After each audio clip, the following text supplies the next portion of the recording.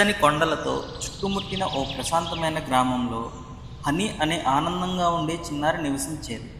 ఆమెకు ఇతరులకు సహాయం చేయడం, ప్రకృతిలో ఆడుకోవడం అంటే ఎంతో ఇష్టం. ఒక వర్షం సాయంకాలం మెరుపులు మెరిసి ఉరుములు ఉరుముతున్న వేళ హనీకి ఒక మెల్లటి అరుపు వినిపించింది. హనీ ఆ శబ్దాన్ని అనుసరిస్తూ వెళ్ళింది.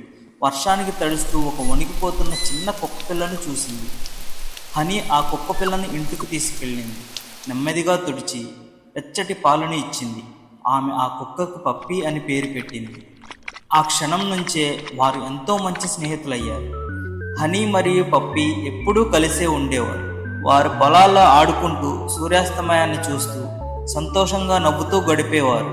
వారి జీవితం చాలా ఆనందంగా గడిచిపోతూ ఉండేది. ఒకరోజు హనీ అనారోగ్యంతో బాధపడుతూ ఉంది. రోజు రోజుకి ఆమె బలహీనంగా మారిపోయింది. ఆమె తల్లిదండ్రులు ఎన్నో ప్రయత్నాలు చేసినా ఆమెకు పట్టణంలో చికిత్స అవసరమైంది. వారు పేదవారు అవడం వల్ల డబ్బు లేక చికిత్స చేయించలేకపోయారు. ఒక ఉదయాన్నే పప్పీ ఎటువంటి శబ్దం లేకుండా ఇంటి నుండి వెళ్ళిపోయింది. హనీ బలహీనమైన కళ్ళతో పప్పీని వెతికింది, కానీ పప్పీ ఎక్కడా కనిపించలేదు. 2 రోజుల తర్వాత గ్రామం ఉత్కంఠతో నిండిపోయింది. పప్పీ సమీప పట్టణంలో వేగంగా వెళ్తున్న కారుకు అడ్డంగా వెళుతున్న ఒక పిల్లవాడిని రక్షించింది. ఓ దయగల కుటుంబం దాని ధైర్యాన్ని చూసి పప్పీకి సహాయం చేయాలనుకున్నారు. ఆ కుటుంబం సహాయంతో హనీని పట్టణం ఆసుపత్రికి తీసుకెళ్లారు.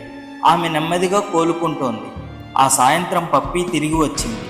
మట్టి మచ్చలతో అలసిపోయిన రూపంలో ఆనందంతో పప్పీ హనీ దగ్గరకు వచ్చింది.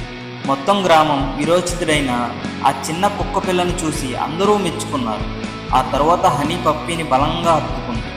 ఆమె నిశ్శబ్దంగా పలికింది, "నువ్వు కేవలం కుక్కపిల్ల కాదు, నువ్వు నా దేవదూత." ఆ రోజు నుండి వారి స్నేహబంధం మరింత బలంగా మారిపోయింది. మీకు ఈ వీడియో నచ్చితే లైక్ చేసి మా ఛానల్ని సబ్స్క్రైబ్ చేయండి. Thank you.